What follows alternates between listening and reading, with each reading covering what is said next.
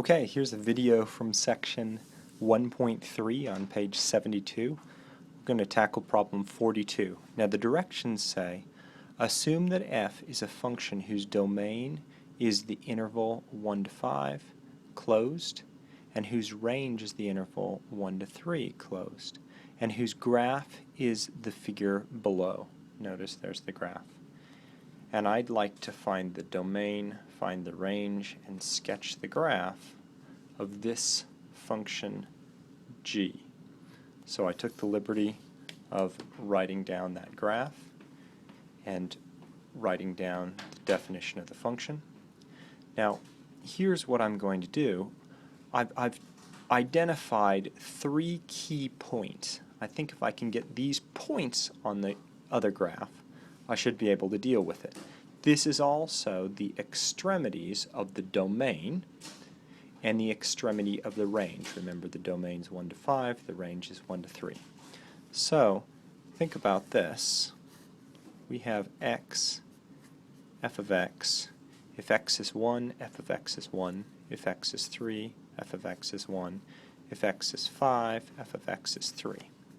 What I'd like to do is I'd like to come up with similar points over here for g.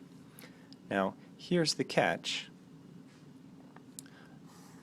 I'm going to have a number of columns here. Okay? I'm going to work my way inside out.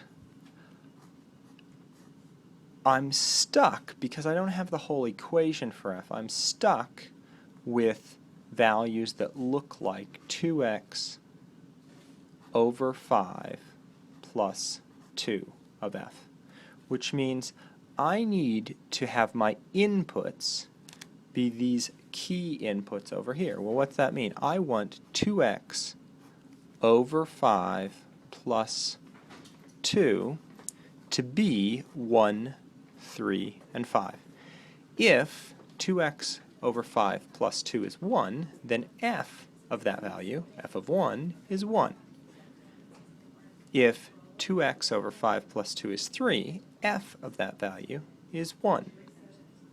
And if 2x over 5 plus 2 is 5, then f of that value is 3. Now that's rather convenient. But what is x? Well, I'm going to actually work backwards here, and you can put in as many columns as is convenient for you. Well, if this is what the value is plus 2, then what's 2x over 5? Well, in order to have 2x over 5 plus 2 be 1, I need 2 over x over 5 to be negative 1. So now think about this going left to right. 2x over 5 is negative 1, so 2x over 5 plus 2 is 1. Same thing here and there. Hopefully you get that. Then, well, what's that make x? Well, if I multiply x by 2/5 and get negative 1, maybe this was negative 5 halves. If I have negative 5 halves, multiply by 2/5, I get negative 1.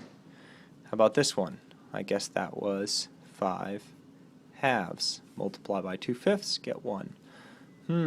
How about this one? I think this one is 15 halves. It's sort of 3 times what's here. 15 halves.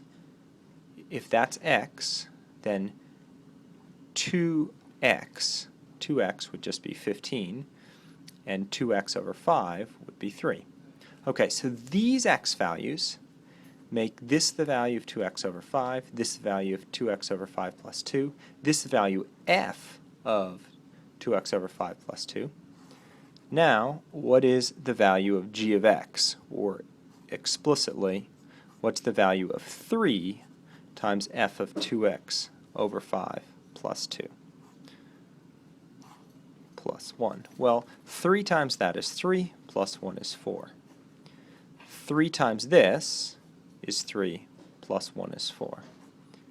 3 times 3 is 9, plus 1 is 10. Okay, so now notice what I have I have a table. If you just ignore the middle 3 columns, you have x values and their g values. And here's the key thing.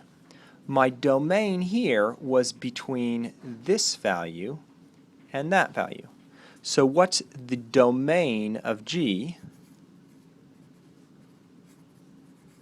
the domain of G is going to be between this value and that value. It's going to be actually the interval, negative 5 halves up to 15 halves. The range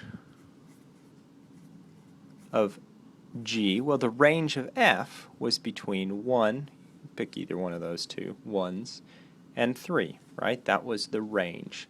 So what's the range of G? Well, the range is between 4 and 10. As far as the graph itself, those would have been closed endpoints, so these are closed endpoints. As far as the graph itself, well, now I know I have to sketch something that goes between negative 5 halves, that's like negative 2.5. Now, negative 2.5 has an output of 4. 1, 2, 3, 4, 5, 6, 7, 8, 9, 10. So there's 4. So that's the point. Negative 2.5, if that's the input, the output is 4. Positive 2.5 has output 4. Positive 7.5, 1, 2, 3, 4, 5, 6, 7 and a half has output 10. Okay, so this shape, and I might, you might say, well, gee, I kind of wish I had the point 2, 2. Well, you can always go back and say, where does that point come from? I know I have some sort of shape like that. Where's this point come from? You can always go back. Well, I don't know what value even to plug in, but I'll tell you what.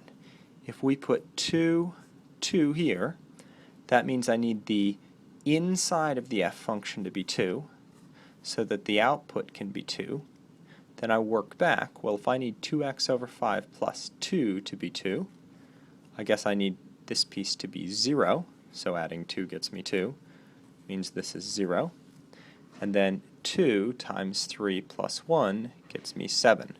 So I have the point 0, 7. Let's see, I think that's right there. There you have it. There's the graph. Parts A, B, and C.